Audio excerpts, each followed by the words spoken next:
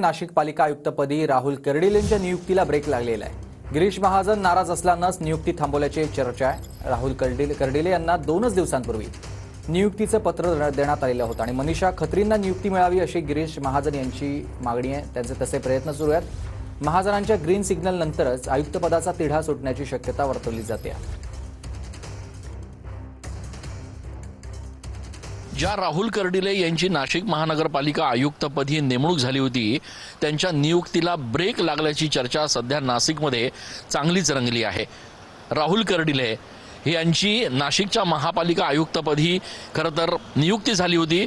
आज कर्डिले हे नाशिक महापालिका आयुक्तपदाचा पदभार देखील स्वीकारणार होते। गिरीश महाजन यांच्या नाराजीमुळे राहुल कर्डिले यांची नियुक्ती थांबवली, त्यांच्या नियुक्तीला ब्रेक लावला, अशा पद्धतीची चर्चा सध्या नाशिकमध्ये सुरू आहे। अर्थात याबाबत अधिकृतपणे अद्याप कुठलीही माहिती समोर आलेली नसली तरी एकूणच राहुल कर्डिले जे आज पदभार स्वीकारणार होते ते थेट आता मसुरीला गेल्यामुळे ह्या सगळ्या प्रकरणाबाबत संशय मात्र अधिक गडद झालाय।